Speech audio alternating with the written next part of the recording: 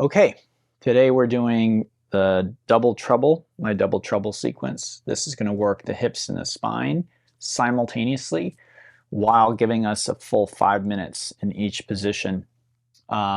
So tends to be a little more challenging. We'll start easy and then we'll work our way up to probably the most challenging posture for most people.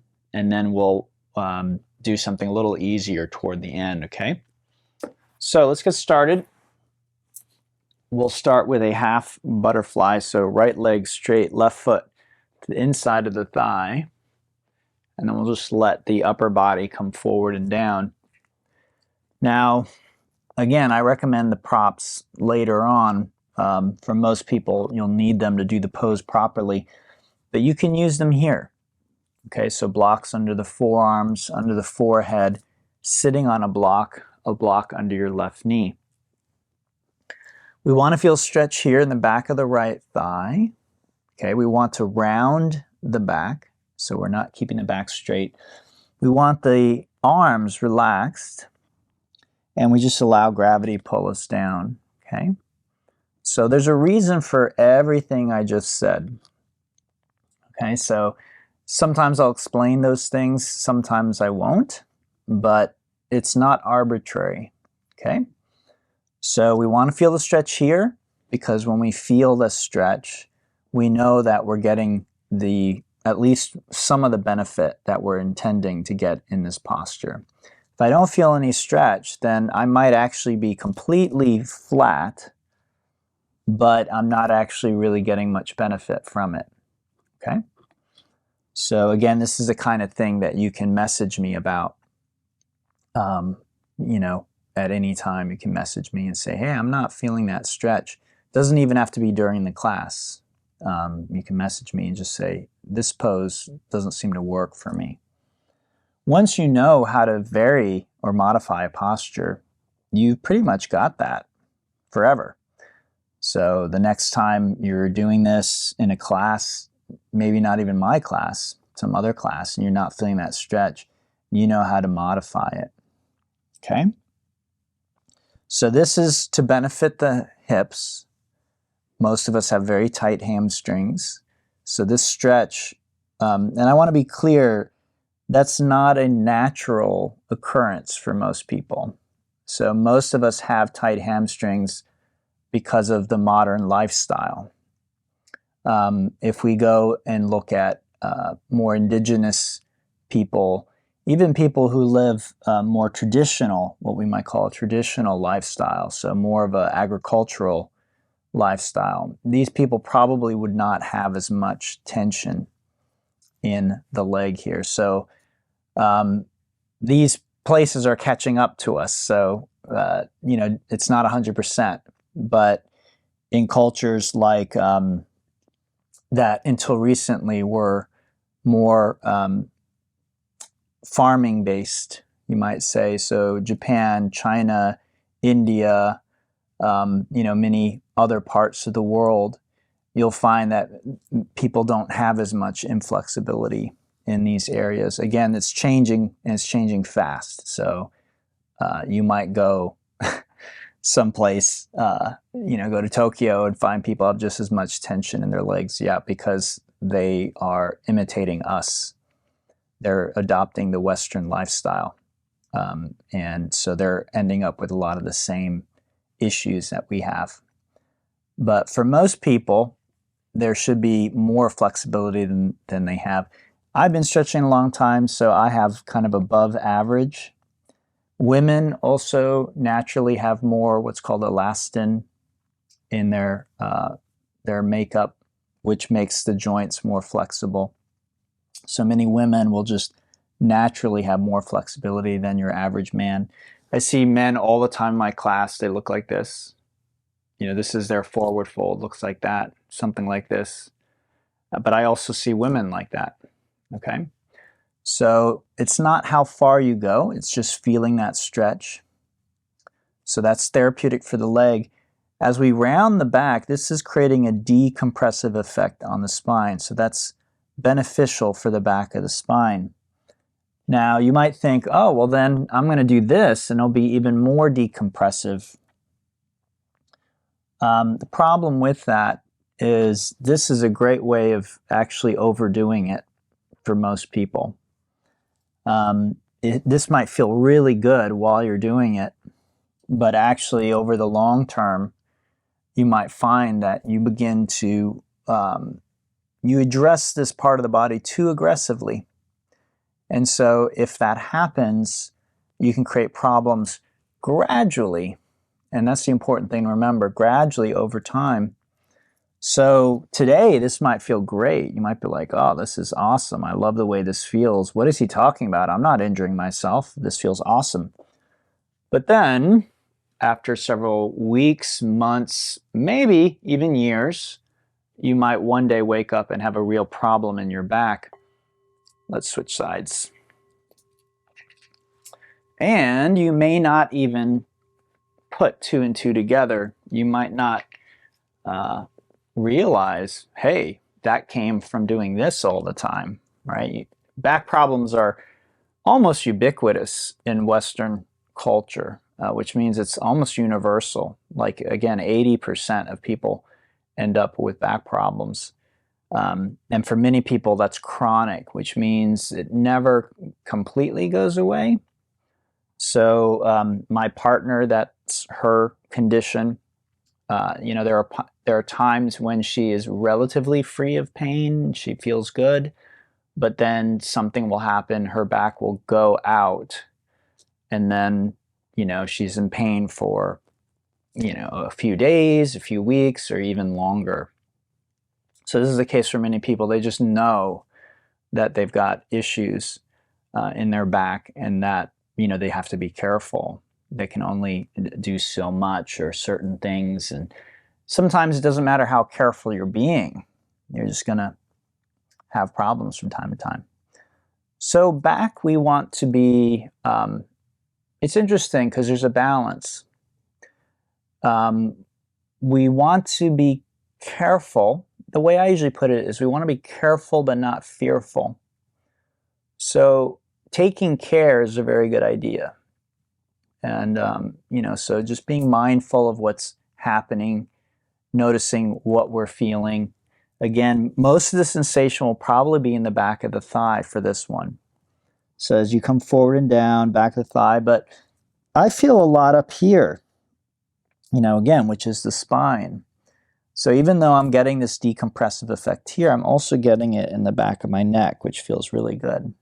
Okay. So those are the 2 areas, that's the double part of the practice. The hips, which in this case is the hamstrings, and then this is called flexion of the spine. So we're flexing the spine, bending the spine forward, and again, that's going to gently decompress the spine. So again, this idea, right, what is this? This is essentially more of a good thing. And this is how our minds tend to work, right? I'm not saying your mind, it's nothing personal. This is sort of just how human minds work. Oh, well, if rounding my back and coming forward is good for me, then rounding my back, coming forward, and pulling myself down is better. But what I love about my yin teacher, Paul Grilly, is he's one of the first people who I heard articulate this idea of too much of a good thing, right? So oftentimes we think, if yoga is good or forward fold's good, then more is better. But what we actually find in reality is a lot of times it's not actually true. It's not actually true. Even just think about like eating a meal, right? At a certain point, if you continue eating your favorite food, you'll actually get sick, right? You'll feel sick. You probably almost might get to the point where you want to retch because you're just like, oh, I can't eat any more of that. It doesn't matter how much you love that food. You will get to a point where you feel like you don't want any more if you keep eating it. I would say this would happen even in one session, but it would also probably happen over time. Think of your favorite food, whatever it is, and just imagine that every meal you had to eat that. and there was no variety there, you'd probably get to the point where you're like, I really don't want to eat this anymore if I can avoid it. So when it comes to our appetite, you might say there might be a very natural sort of limiter there, that just sort of our taste and our senses will make us feel like we want more, or we've had enough, for most people anyway. Obviously diet can be an issue for many people, but here I don't know that we get that natural sense. If it feels good in the moment, we might think, well, that feels really good, more feels like better, so let's do more. But this is where knowing a little bit can be very helpful, and this is where instruction can be helpful, where hopefully the teacher knows things that you may not know, and they can alert you to those things. I wish it were the case that everything were self-evident, that if you came into a pose, it was just obvious if you were hurting yourself or not. But there are times when that's not the case. That's what I've learned. Okay, let's go ahead and unwind from that, and we'll take a short break on the back. We call that a rebound. It's sort of like a little miniature meditation. For me, meditation is just really about letting go, relaxing, feeling, being present.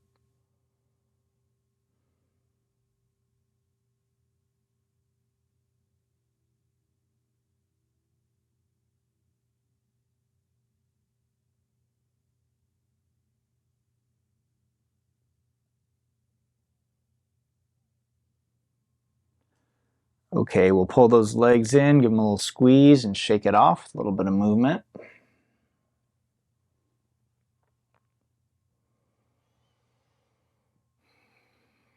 And then we'll hinge up, so hands under the hips, legs straight up. If there's any pain in your back, bend those knees so the pain subsides. Otherwise, legs straight, lift the head and neck, take a deep breath. Exhale, lower the legs just before they touch, pause, inhale, pop the legs up, and exhale up to seated. Okay, this is where for many people the trouble starts. The trouble part of the name, double trouble.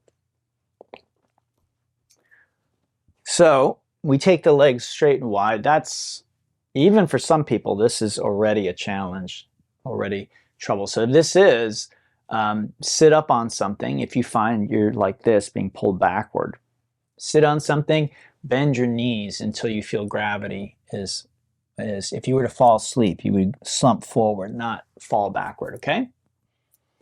Then we'll turn toward the left foot. I'm not mirroring, so you're probably going to go in that direction. Left foot. Okay, we'll fold over. And we are going to hold the foot. Now, not pulling, but just holding. So we're going to hold ourselves over that foot. Okay? Now, our spine is in a different orientation, and we're doing a different thing here. But again, we're not pulling, we're just holding. We're holding ourselves in place. Okay? Now, we want to feel a stretch here, inside of the thigh. We want to feel a stretch here. If we can, ideally we get both. So if you're not feeling it, you can roll or stack the right shoulder over the left shoulder, which looks somewhat like that. Sometimes people ask me, should I flex or point my feet? Do my toes need to point in a certain direction? The answer is it's up to you, really. Flexing your feet can change what you feel in various ways. So again, this approach, which is called a functional approach, is we want to feel this stretch, this stretch. We want to feel safe while doing it, and we want to be comfortable enough that we will be able to hold the stretch for the 5 minutes, okay? And we're already about 1.5 minutes into it. So again, this is where I say this might be trouble for some people, meaning just difficult, challenging. All right, so just do the best you can. And as long as you don't hurt yourself and you've done your best, even if it's not perfect or what you think perfect is, then chances are, and they're very good chances, you will benefit from what you've done today. Almost any time we get out of our comfort zone, or we do something we wouldn't normally do during the day with our body, almost always that's going to benefit you, at least to some degree. So chances are, if you don't do yoga, you're not going to get into this position today. It's just not going to happen for you. Why would you do this? Right? There's absolutely no reason you would put your body in this position at work, right? It's almost zero chance. Most of us work at a desk. Even if you're playing with your child or watching TV or doing sports, chances are you're not going to be in this position. So that's therein is a lot of the benefit to what we're doing, is we're putting our body in an unusual position. The reason this is good for us is it tends to stimulate parts of our body that otherwise wouldn't be stimulated. It squeezes tissues that wouldn't otherwise be squeezed. It stretches tissues that otherwise wouldn't be stretched. This stimulates those tissues, and this actually affects us on a cellular level. So the cells are, they're living things, actually. They're little living beings. They have a lifespan. They experience what we might call love and hate, attraction and aversion. They're little living organisms. So when we do this, we're stimulating those organisms in parts of our body that might not otherwise be stimulated. And then what we're learning more and more, I've read several books on this recently, is the effects on our epigenome, what we call epigenetics. So epigenetics is the expression of your genes, which is different than your genetic makeup. We really can't control our genetic makeup, but there's a lot we can do to influence and change our expression of our genes. So things like whether or not we get cancer, even though we may be predisposed to it, our lifestyle choices can influence this. And so doing yoga, stretching like we are, is one of those lifestyle choices. Yoga also has an impact because generally yoga will be relaxing. Even if this particular pose, you don't feel it's relaxing, very often when you're done with a yoga practice, you feel more relaxed overall. Let's switch sides. Okay, take your time. We just make our way over to the other side. Okay, and the same idea here. We want to feel a stretch here, the left side of the waist, and the inside of the thigh. If you're joining us a little late, then you can just come forward, kind of a symmetrical. But otherwise, you can come over this leg like this, a little more intense. Okay, so again, here, these are your obliques and intercostal muscles. This is the adductors. And so the two areas we're targeting, one in the hips and one in the spine. So this is an interesting posture for me personally, because on this side, when I fold over my left leg, I feel it more in the waist. On this side, I feel it more in the leg. And that just points to the fact that our bodies, even though they might seem very symmetrical, they're not. We hold tension in different areas of the body in different ways. So we're going to feel this in our yoga practice. Again, this is one of the big benefits for us. Yoga crosses over. It's interesting. It's sort of a crossover between exercise and relaxation. I think I've shared with many of you that I've read several books by scientists, doctors who are creating studies and also collecting research that's being done um, on things like reversing aging, on epigenetic expression, again, the expression of our genes, things like this, just overall health. And it's amazing how similar the recommendations can be. And so there are a few components involved. One is definitely diet. So I don't think anyone has like the perfect diet for everyone because we're all different.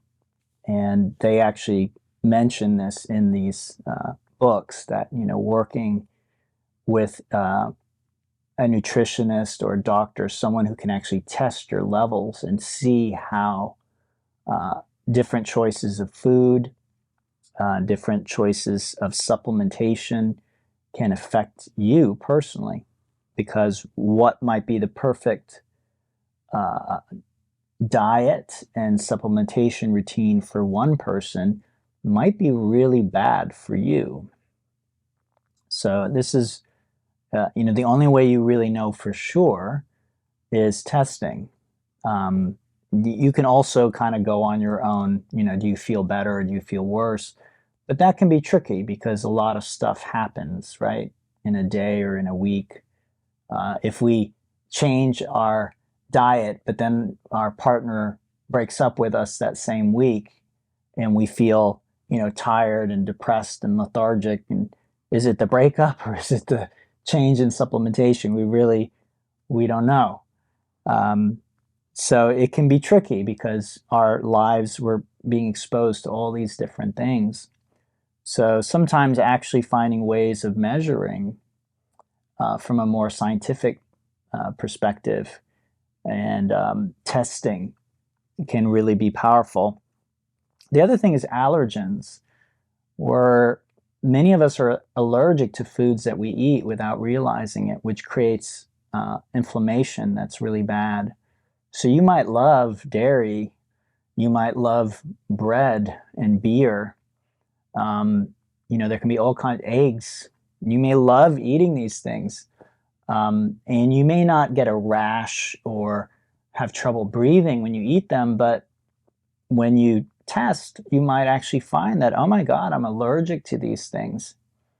And then if you eliminated them from your diet, you might find, whoa, like I have so much more energy, I'm sleeping so much better, you know, whatever it might be, that you might find that certain things you just sort of thought were a part of the way that you are were actually caused by an allergic reaction to certain foods that you've been eating. So diet is a very important component in health, and really can't emphasize that enough. That, and again, it's not I can't make a blanket recommendation. The only thing I could say is kind of like whole foods is a good place to start. Okay, let's unwind out of this. We're going to take our time. Someone's messaging me here. Yeah, so Daz is doing vegan. So yeah, vegan. Some people, they switch to vegan diet and they feel amazing. Other people go vegetarian, they feel amazing. Some people, it's the opposite. They go vegetarian or vegan, and you know, they're really trying and then they find they feel awful and they go to their doctor. The doctor says, yeah, you know, you're missing all this stuff. And then they go paleo or something like that, and then they feel amazing on that. So again, our unique constitution, you know, our genetic makeup, this will have an effect on which diet really is the best for us. But pretty much without exception, whole foods is going to be a big part of that. I don't know anyone who talks about nutrition and says, yeah, you just go to the big box store and buy big boxes of cereal and Pop-Tarts and Snickers, and that's the ideal diet. You know, those things, fast food, these are all going to be problematic at best. Okay, let's bring our legs in, give them a little squeeze, shake it out.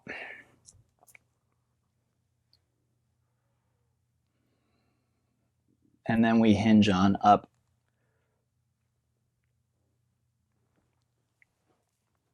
Let's come into tabletop. And we just move around a bit, stretch things out. Getting into the spine, the torso, the hips, the shoulders, the neck. Okay, take your time, try and move in a way that brings a sense of balance and relief. So I'm feeling my hips here, my waist. So I'm going to try and get some movement in there. Again, the movement stimulates those tissues, those cells, those living things. Again, they're living. It's like a colony of living things there in the different parts of your body. And when you feel stiff or sore or you know, pain in that area, that usually means that area needs attention. And one of the ways we can give it attention often is with movement. Now, if you have an acute injury, you need to be mindful of your movement, because you can re-injure and you can worsen an injury during the acute phase of an injury. But once you're past the acute phase, very often movement is therapeutic, even if it's painful. Now, I'm not a doctor, so I'm not giving you medical advice, all right? But this has been my experience, and this has been the experience of many of my teachers.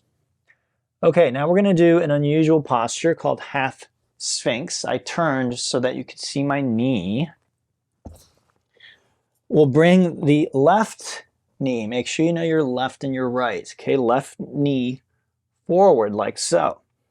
Okay, so this is, the foot is either under my hip or resting here. My knee feels fine. That's important. So if you have a bum knee or a bad knee, you might need to do this, which is a dragon. Okay, so you would do this instead. It will access the same area. Okay, otherwise we're here, and then we use the blocks to sort of push us up and back into a back bend, which is here. So this is called a half Sphinx. So it's a hip flexor stretch, so the front of your right hip, you're feeling the stretch, and then it's also a back bend. Okay, and this is a challenging posture to hold and to do. Okay, so just know that. Yeah, so lots of veggies, fruits, you know, and again, in their whole natural form, not power bars, not, you know, manufactured soy, meat imitation products, all these kinds of things. These are all processed foods. And again, to some degree, they might be unavoidable, and you might enjoy eating them from time to time, processed foods. But, you know, the important thing to know is that you're not really doing yourself any favors when you do that. There's all kinds of additives and things added in to processed foods. So generally, the more whole foods, natural foods, foods as you would pull them out of the earth, off the you know, the tree or whatever, or if you're a hunter, then, you know, coming off the animal directly, that's going to be, your body understands how to process those foods. A lot of these modern things, and these include, see, you have to understand, folks, this includes things like vegetable oils, right? We might think that a vegetable oil is a natural or whole food. It's not. Things like canola oil, sunflower oil, safflower oil, these things are found in everything. Not a natural food. That's a processed food. It goes through quite a lot of processing. Even things like soy milk. Soy doesn't have milk. Soy doesn't produce milk naturally, so soy milk is a very processed food. If you want a milk alternative, one that has been around forever and that is a rather simple one that doesn't require a lot of processing is almond milk. Oat milk is another one, okay? So again, if we go to Whole Foods and we buy, a milk alternative, not all of them are created equal. That's a very important thing to understand. So again, I'm not a nutritionist, I'm not an expert, but I have a natural interest and I've read books by people who are way smarter than I am. So I'm just sharing what I've learned. I'm not making any particular recommendations here. So figuring out what whole foods are and, only or mostly giving your body whole foods, very important. Another part of it is, there's all kinds of sugar and sugar alternatives that really aren't good for us on many different levels. And I know sugar is a hard one to give up, but there are forms of sugar that you can use, alternatives that aren't so harmful. But you need to do some research. And if you want recommendations from me, I'm happy to make them to you specifically. But generally speaking, the less sugar, whether it's sucrose, but especially fructose and high fructose corn syrup, the less of that, the better. And unfortunately, this is somewhat contrary to what I said earlier, unfortunately, even too much fruits can be a problem because fructose is in fruits. So some people say that berries are almost like a separate category. So you can be less nervous about eating berries than other types of fruits. And then my understanding is that often sour fruits are also a better choice rather than the really sweet kind. So like a sour apple or like grapefruit or something like that, lemons, limes. These might have fructose in them, but they also have other qualities that sort of make them different. So the sugar, being very aware of our sugar intake, this is another one to be aware of. And again, for most people, you can't completely eliminate these things from your life, your diet, nor do you maybe want to. But these are things worth keeping in mind. And these are things that a lot of times Western doctors and Western medicine won't talk a lot about for whatever reason. All right, let's switch sides.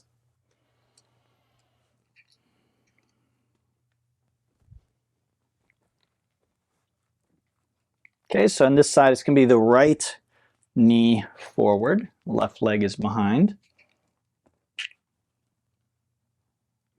We want to feel that at the front of the left hip and then also a little bit of compression in our back.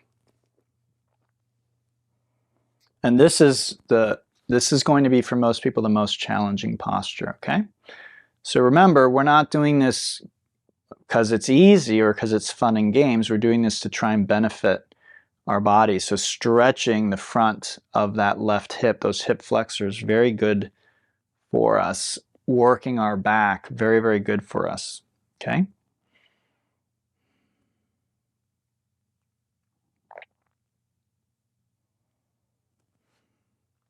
So diet, very important component, worth considering. What are you putting into your body?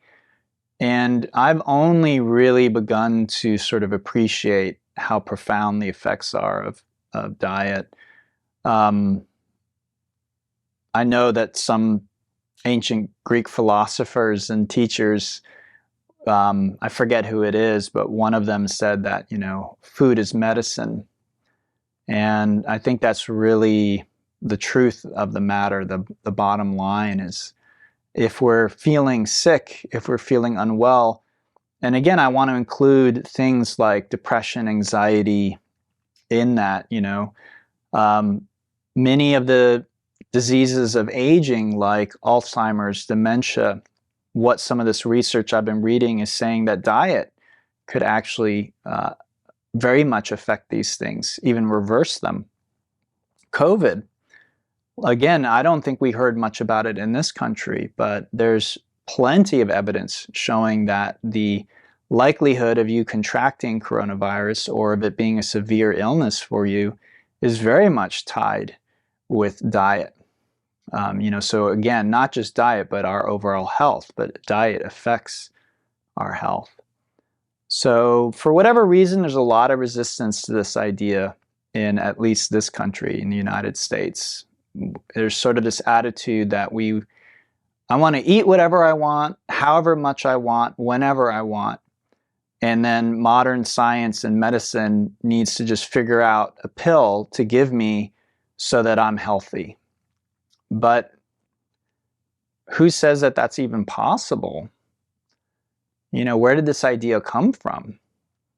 So there isn't really evidence that this works. As our diet gets further and further away from a natural diet, our health is declining in many, many measurable ways. And what's interesting about epigenetics, which I talked about earlier, is the changes in our genome can actually get passed down. So my generation, we are living with the epigenetic changes of our parents and our grandparents and our great-grandparents.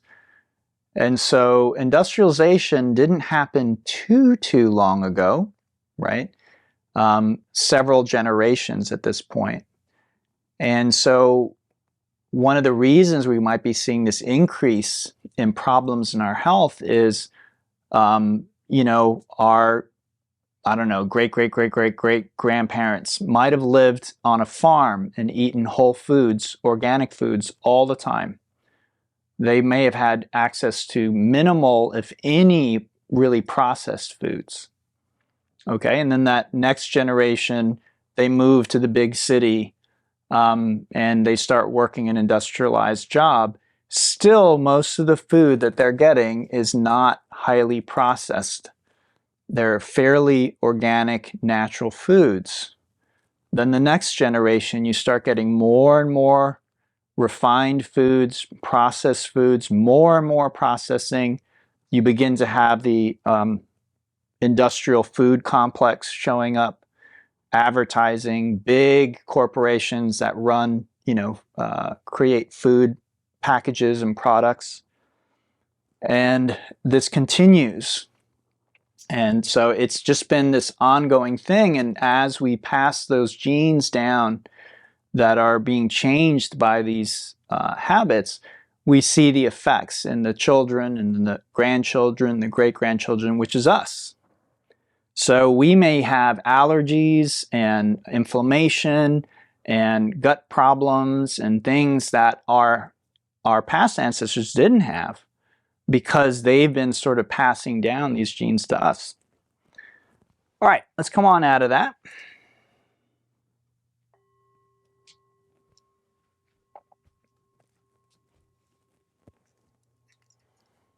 Let's relax, feel that rebound.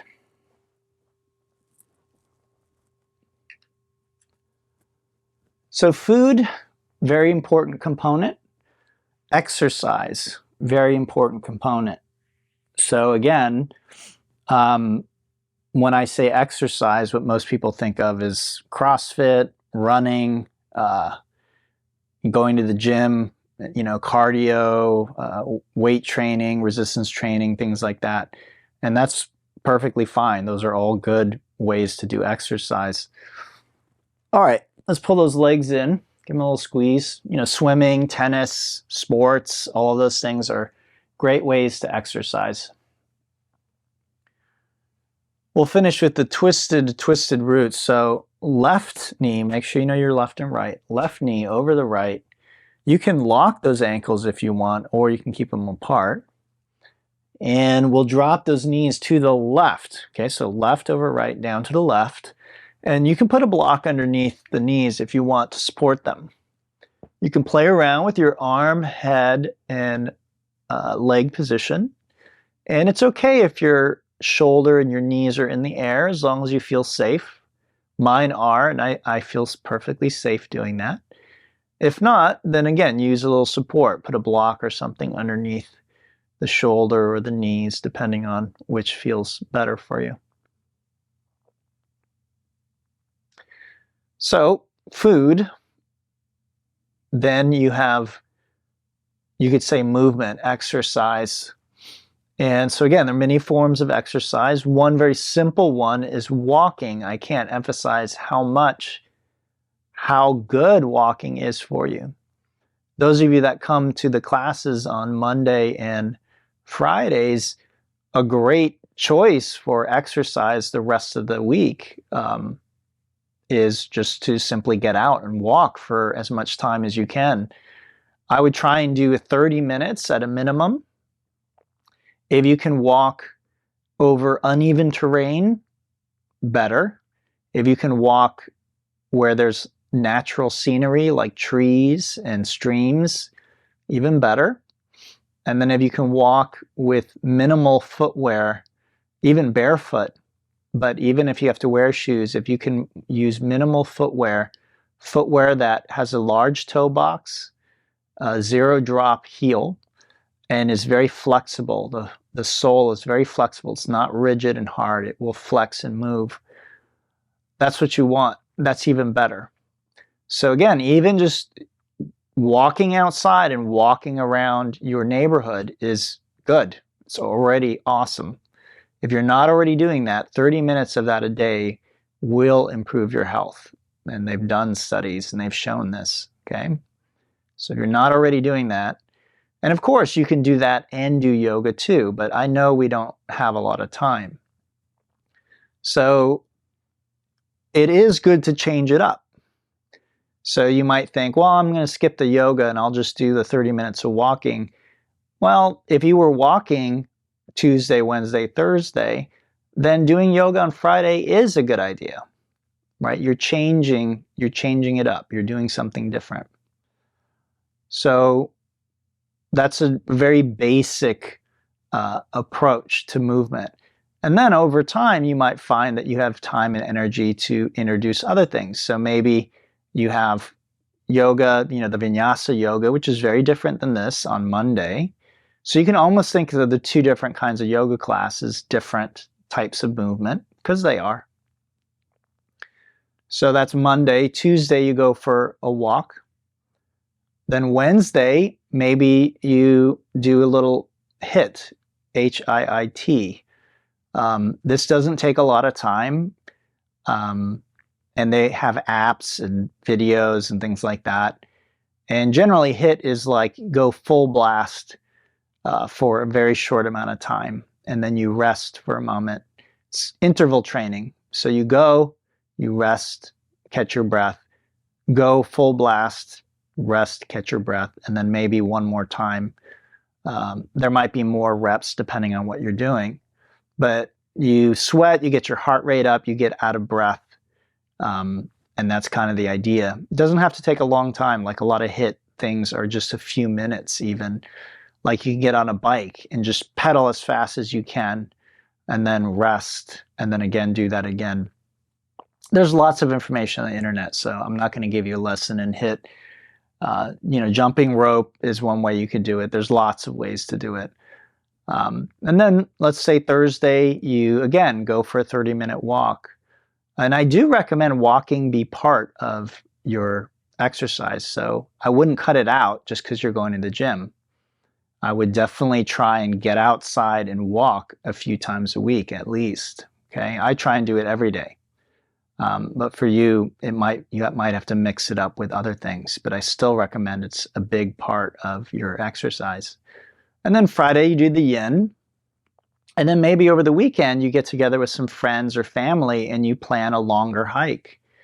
You call up your friends, you say, hey, let's get out, let's do this trail. It's a 5-mile trail. That would be a great way of exercising and getting that movement in. So you have diet, you have movement, and then what's interesting is these scientists, these doctors, are recommending meditation, relaxation, stillness. This is really where yoga comes in a big way. All right, let's switch sides. So on this side, right knee over the left, and then down to the right, which might feel a little bit awkward. Keep that in mind. So just because it feels awkward, it doesn't mean it's actually wrong.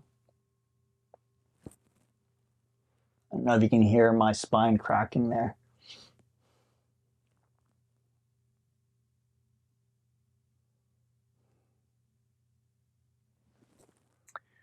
Okay, so those are 3 elements. Diet, and again, you will have to figure that out, exactly what works for you. It won't be the same as what works for me. Another part of diet I do want to mention is what's called time-restricted eating, also known as intermittent fasting. So again, you will want to do your own research and learn about it. It's not just starving yourself, but there's a lot of evidence pointing to the benefits of eating within a certain window of time, not always eating all the time. So there's certain benefits that come from that. A lot of the benefits seem to be from giving your digestive system a break. So it's not the same as calorie restriction.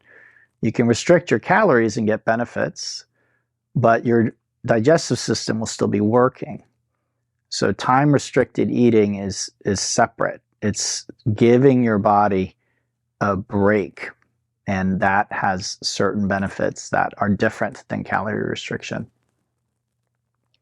Okay, so diet, movement, exercise, and then relaxation, very, very important. So meditation, again, there are apps. I have free videos on YouTube and on Patreon where you can learn meditation. We can do private one-on-one. I can teach you meditation. There are many different forms, and generally we find that they all benefit you, but they might benefit you in different ways, right? So different forms of meditation, different kinds of meditation affect the brain in different ways. But in general, it's about what I like to call conscious relaxation. When you're watching Netflix, you are not consciously relaxing. You might feel relaxed, you might be enjoying yourself, but it's not conscious relaxation. When you are asleep, that's not conscious relaxation. You're relaxed, but you're not conscious, okay? So conscious relaxation is different. Now, the irony of that statement is conscious relaxation may not feel relaxing. So many people sit down to meditate and they actually feel more anxious than when they're not meditating. This is very common, and so expect it. It doesn't mean you're doing it wrong. It doesn't mean the meditation isn't working, okay? This is just one of the effects that you should expect, especially if you're new. Sit down to meditate. You're going to feel like, oh my God, this isn't working. I feel so anxious. I feel so nervous. My mind is racing. Expect it. Expect it. Doesn't mean it's not working. It doesn't mean it's not benefiting you, okay? So conscious relaxation, I teach 2 main forms of this. One I call Zen meditation because I learned that from Zen Buddhists. And then the other one is called Yoga Nidra, which is guided. I like doing both, and I think both have their unique benefits and advantages. But I also like to say that the best meditation is the one you're going to do. So if you hate Yoga Nidra and you hate Zen meditation, and so you don't do them, then much better to learn some other form of meditation and do that, because that's the one you're doing. So that's the third component. The fourth and final component is good quality sleep. And you may not know how high the quality of your sleep is unless you're tracking it. So for instance, drinking coffee too late in the day, past noon, very often will affect the quality of your sleep, even though you might sleep the whole night. Some people can swig espresso and then go to bed and they think that they're fine. It's affecting your sleep regardless. Same with alcohol. So you might actually feel like, oh, well, a glass of wine at night helps put me to bed. It might make you drowsy and sleepy, but the quality of your sleep will not be the same. So again, I'm not making this stuff up. People much smarter than me are the ones who told me these things. So I don't like hearing these things any more than you do. I'd love someone to say, hey, yeah, swig an espresso and have a glass of wine and go to bed, and you're going to have the most amazing quality sleep you can ever have. But the science isn't bearing that out. It just doesn't seem to be a true statement. So again, there can be a difference, a disconnect between what we like doing and sometimes what we feel works, because some people might feel like, well, I really need that alcohol to unwind. But again, meditation, yoga nidra, stretching, there are other ways to unwind. Okay, let's go ahead and come on out of that. So again, yoga can kind of be a bridge between the exercise bit and the relaxation bit. So sometimes you could, if you don't feel like you want to meditate, you don't feel like you can do yoga nidra, yin might be something that you can do that both makes you feel more relaxed, and also you can do yin in a way where it's very quiet and very meditative. You can actually do the more active class that way as well. So if you know the postures and you know how to do them, you can turn off all the music and just bring yourself through sun salutations. You can move very gracefully and consciously, hold some postures, breathe, be with your breath. It can be turned into a type of moving meditation. So is that a replacement for conscious relaxation?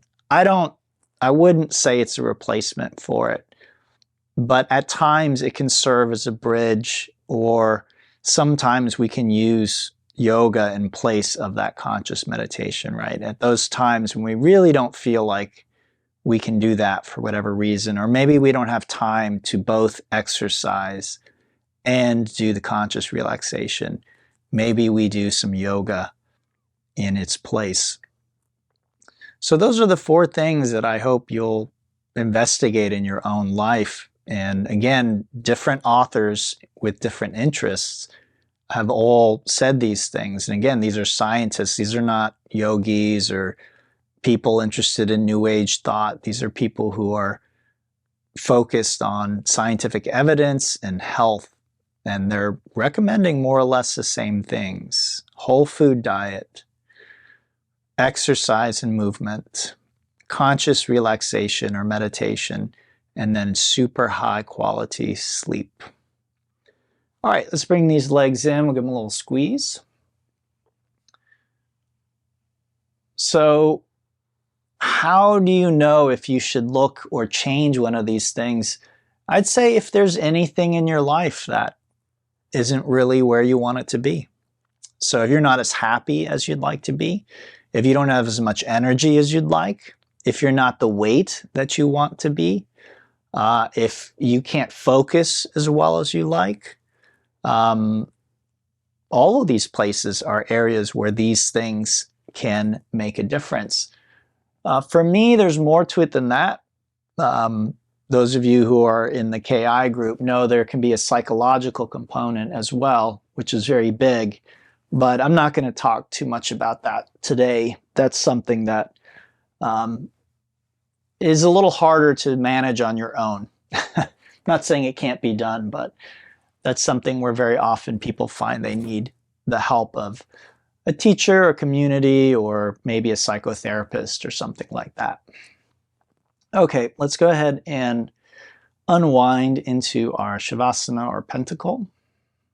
Set a timer for 6 minutes and just close your eyes and let your body relax for the next 6 minutes.